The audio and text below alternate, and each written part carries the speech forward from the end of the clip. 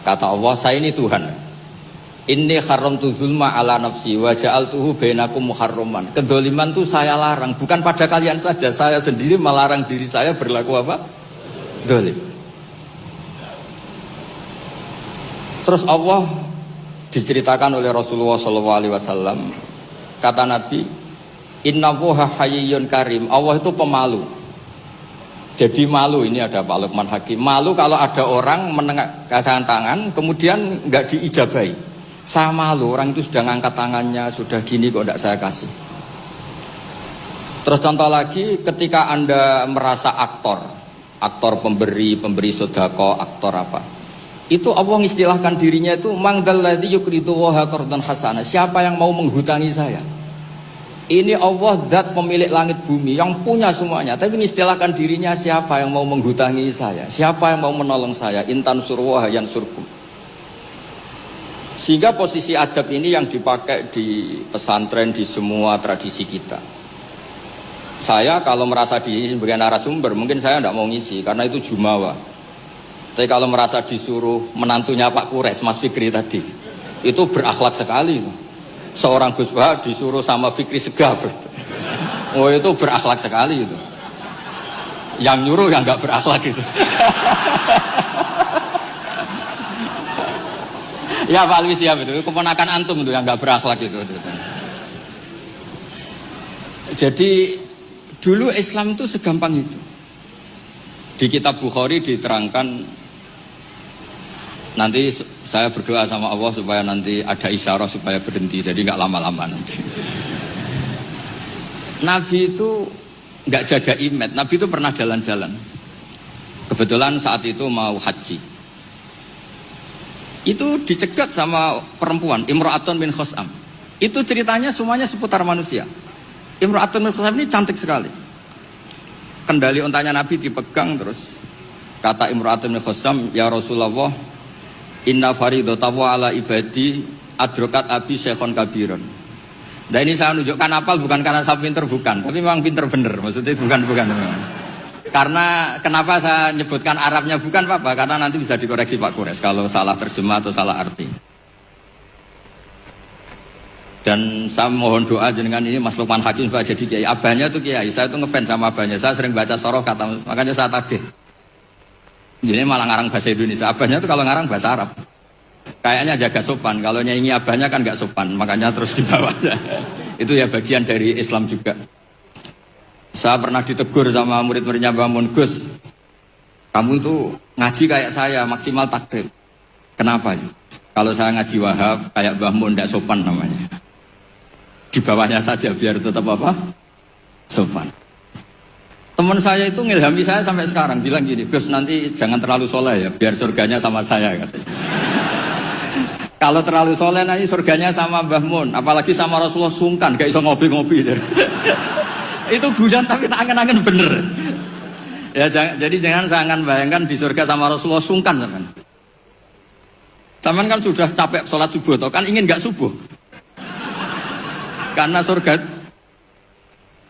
Saman kan mau poligami aja takut istri, nanti kan bidadarinya banyak. Kalau ada Nabi sungkan. Dan nanti sama saya aja di pinggir-pinggir yang enggak. Supaya enggak apa? Tapi kalau amal pas-pasan, kuotanya enggak cukup, langsung neraka. Itu resikonya. Karena pas. Sekali enggak cukup, neraka. Makanya kuotanya lebih, tapi surganya yang apa? Biasa aja. Imra'atun bin Khusam itu cantik. Nabi pas itu dionta Ardafa Al-Fadl bin Abbas. Fadl bin Abbas ini sepupunya Nabi. Fadl masih muda, masih ganteng muda. Terus fanadharul Fadl ilaiha wa nadharat ilaihi. Nah ini cerita betapa Nabi sebagai pengajar itu manusiawi sekali. Terus falau wa Rasulullah unukal Fadl. Nabi terus sekarang memalingkan Fadl supaya agak ngelihat perempuan ini, Imra'atun min Khusam. Pas Nabi lawa mungkin agak keras, Abbasnya tersinggung.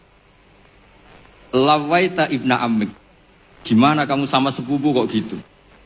Kata Nabi, ini Fadl melihat Imra'atun min Khusam tadi, gadis dari Khusam.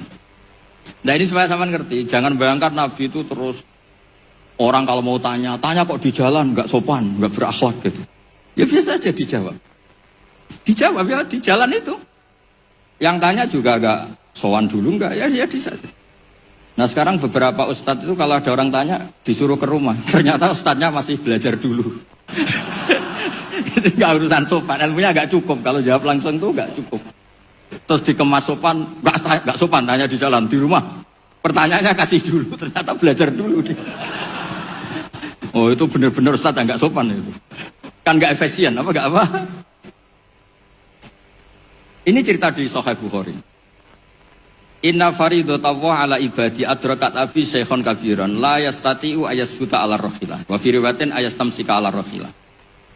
Afa ahujju anhu. Bapak saya itu tidak kuat haji. Dan sekarang haji sudah wajib. Ini gimana? Apa saya perlu hajikan?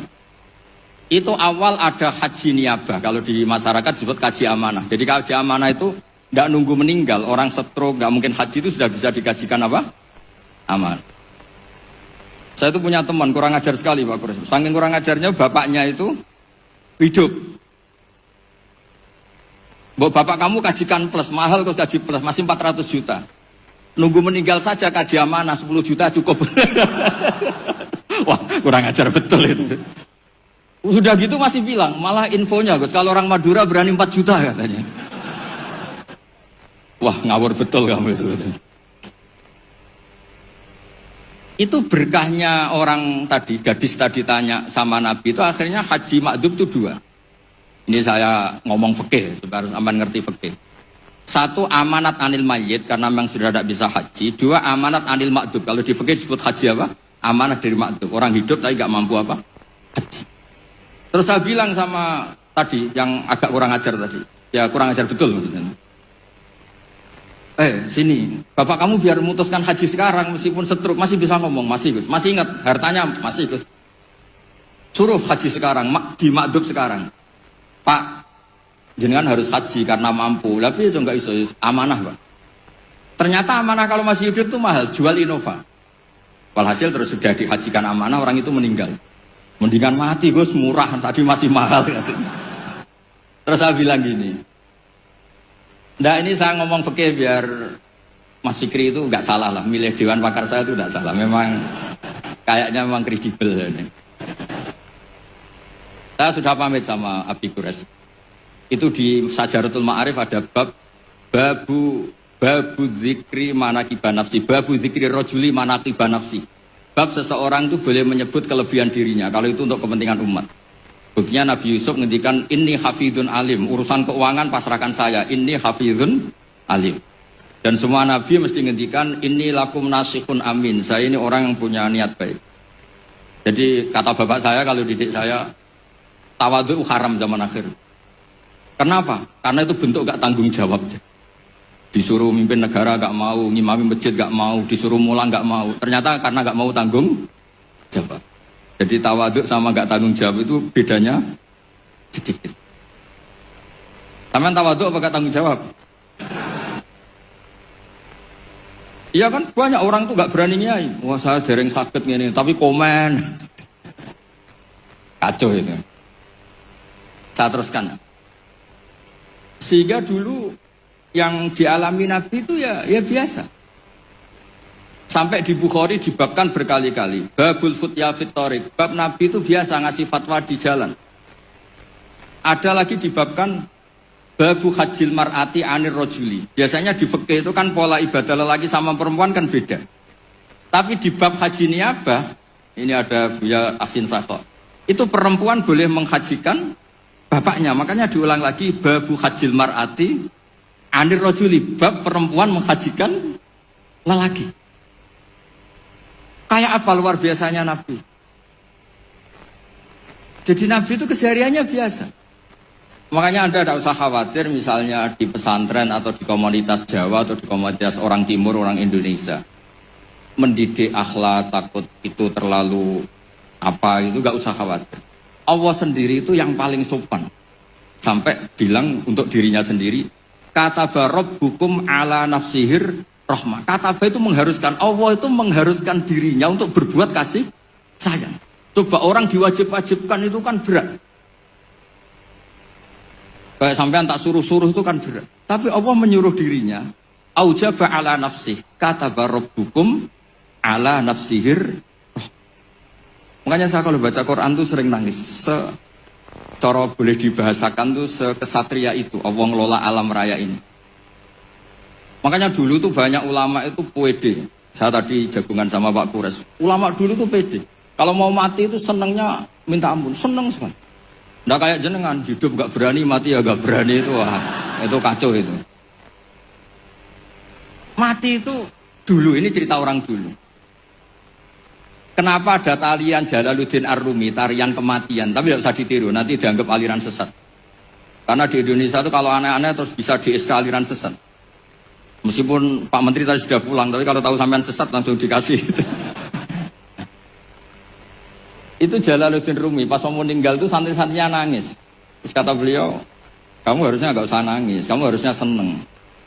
Kamu punya guru yang sekarang mau ketemu sama yang sangat dicintai. Kamu itu santri bodoh betul, gurunya mau ketemu yang dicintai kok kamu nangis. Ayo, tertawa semua. Tapi kalau kamu praktekkan, dibengkolang orang banyak kamu. Itu akhirnya santrinya senang gurunya. Alhamdulillah, guruku meh mati, alhamdulillah. Tapi dilihat kematian adalah awal ketemu yang dicintai. Lah begitu itu ya bersanad. Ketika Bilal, Sayyidina Bilal itu mau meninggal, itu orang sekelilingnya nangis. Beliau ya marah, jangan nangis. Ghadan nalqal ahibbah Muhammadan wa hisbah. Besok saya ini mau ketemu Rasulullah Muhammad. Kamu gak usah nangis. Ghadan nalqal ahibbah Muhammadan wa hisbah. Tapi mereka mengajarkan kebenaran itu rileks. Ya mengajarkan kebenaran itu rileks. Ini cerita sunnah Rasul yang mudah kita tiru. Sama nggak usah bayangkan jadi kiai sufi terus terkenal wali repot. Bisa kiamat kalau yang jadi wali sampean. Saya keberatan, betul keberatan. Mungkin Pak Kures nggak apa-apa. Orang sepuh itu biasanya legowo, gak apa-apa yang wali kowe. Saya yang komplain. Nggak terima saya. Karena gak lewat saya, karena lewat saya. Lewat orang dalam. Dulu Nabi Ibrahim itu pernah ingin umur tua. Allahumma rzuqni umran tawilan itu. Ini cerita kalau Allah itu ngelola agama ini ya seni, gak terlalu serius.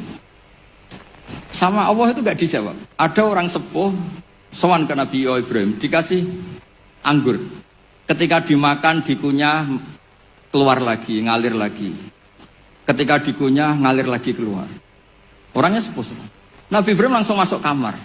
Ya Allah, ini engkau nyindir saya. Hem kena nganti tua, ya senasib pemuniku. Akhirnya, ya Allah, doa tadi nggak jadi. Artinya segampang itu Allah jawab. Pernah Nabi Ibrahim itu didatangi Malakul Maut. Saya pernah cerita ini. Israel datang ke Ibrahim. Saya disuruh nyabut nyawa kamu kan. Nabi Ibrahim kan GR. Ya beliau kan Khalilur Rahman, makanya marah dia.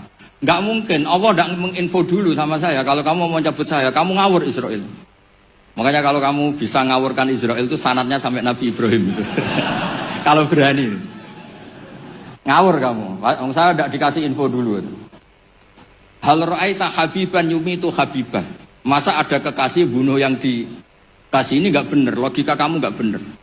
Wah Israel kan nggak bisa debat ya, nggak pernah kuliah, nggak pernah munakosah, datang lagi, sowan ke Allah, ya Allah, kata Nabi Ibrahim, kata Khaliluka, hal ra'aita habiban yumitu habibah. Masa kekasih bunuh yang dikasihin, karena Ibrahim gelarnya kan Khalilur Rahman, apa Khalilur Rahman. Terus sama Allah, kamu bilang gini Israel kan nggak bisa mikir. Makanya ada orang itu ngeluh itu, Gus bapak saya pas di sawah kok mati. Gue Israel itu biarin sampai rumah dulu, kenapa? Pas di sawah mati, di pematang sawah itu belum mati itu cerita ke saya, Gus Israel itu kasih tahu tuh, masa kan bisa bunuh di rumah kan bisa. Sembrono betul itu. Terus saya bilang sebetulnya ada, teori itu ada, tapi harus jadi nabi dulu. Masalahnya sekarang nabi sudah apa? Ditutup. Sebetulnya bisa kata saya itu. Terus akhirnya Ibrahim ini Israel dikasih tahu sama Allah. bilang ke Ibrahim, hal ra'aita habiban yakrahu ayyalqa habibah. Dibalik logikanya. Ya Mas Lukman ya, hal ra'aita habiban yakrahu ayyalqa habibah. Masa ada kekasih tidak siap ketemu yang dikasih. Katanya kamu tuh kekasih Allah, masa ketemu tidak berani katanya. Oh, ketika langsung Nabi Ibrahim marhaban, oh ya gitu. Masalahnya Anda tidak kekasih Allah. Makanya jangan mati dulu. Nunggu di ACC jadi apa? Kekasih. Nanti baru mati. Jadi intinya beragama itu rileks. Ada diskusi, ada somasi, ada komplain. Enggak apa-apa. Yang penting ini karena merasa nyaman dengan Allah Subhanahu wa ta'ala. Makanya Nabi itu paling senang sama orang-orang desa. Saya ini meskipun banyak baca kitab, tapi sudah memutuskan Islam saya itu gaya Arabi, gaya orang-orang kampung sing badawa-badawa itu enggak priayi lah. Karena yang masuk surga awalan itu yang orang-orang enggak priayi itu. Karena malaikat repot tuh kalau ngadepi orang-orang enggak priayi ini.